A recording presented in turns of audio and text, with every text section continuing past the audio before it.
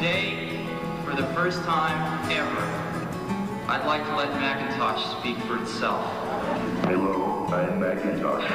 It sure is great to get out of that van.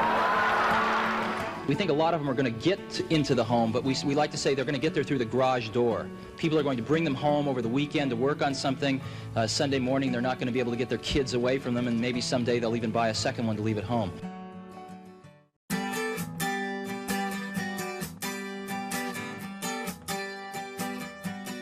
The strangest thing about Apple is it hasn't had a good consumer product.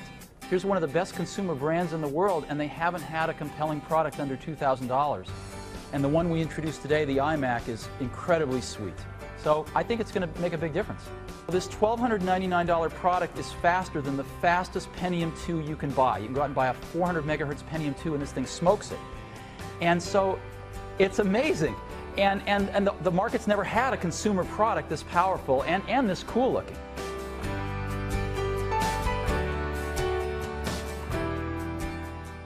What is iPod?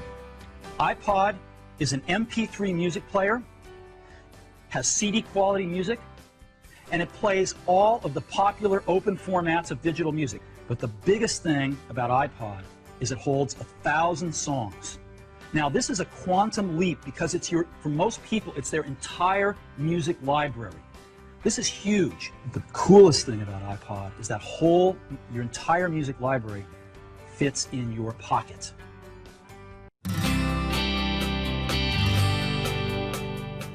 I've got a pocket right here. Now this pocket's been the one that your iPod's gone in, traditionally. The iPod and the iPod mini fit great in there. You ever wonder what this pocket's for? I've always wondered that. Well, now we know, because this is the new iPod mini.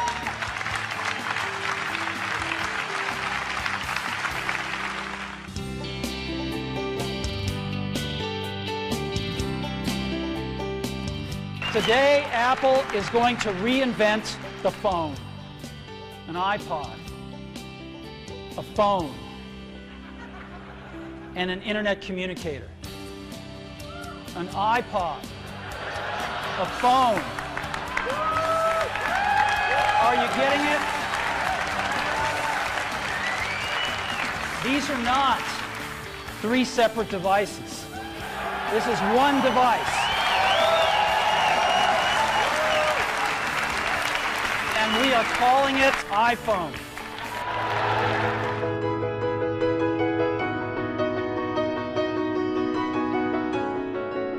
And the question has arisen lately, is there room for a third category of device in the middle?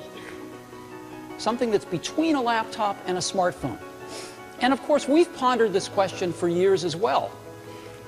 The bar's pretty high. In order to really create a new category of devices, those devices are going to have to be far better at doing some key tasks. And we call it the iPad. And what this device does is extraordinary. You can browse the web with it. It is the best browsing experience you've ever had.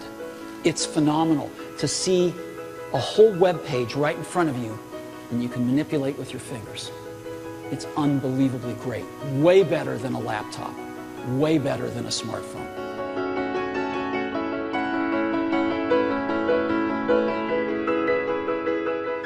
For 2010, we're going to take the biggest leap since the original iPhone. And so today we're introducing iPhone 4, the fourth generation iPhone. Stop me if you've already seen this. Believe me, you ain't seen it. You've got to see this thing in person. It is one of the most beautiful designs you've ever seen. Hey, Johnny.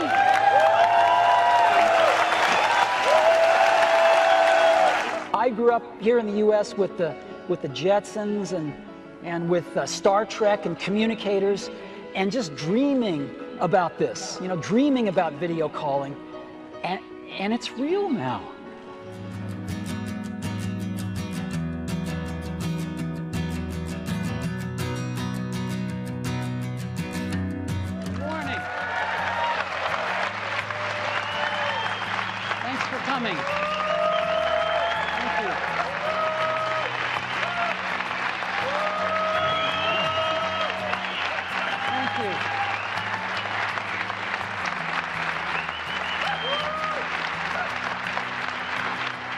We're going to introduce today iPad 2, the second generation iPad. It is an all-new design. It is not a tweaked design. It's not got marginal improvements. It's a completely new design. And the first thing is, it's dramatically faster. One of the most startling things about the iPad 2 is it is dramatically thinner. Not a little bit thinner, a third thinner. And that is iPad 2.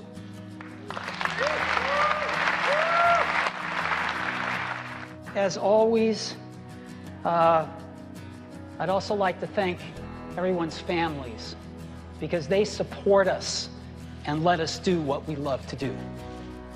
So thank you very much to our extended families out there who make it possible for us to work our tails off making these great products for you.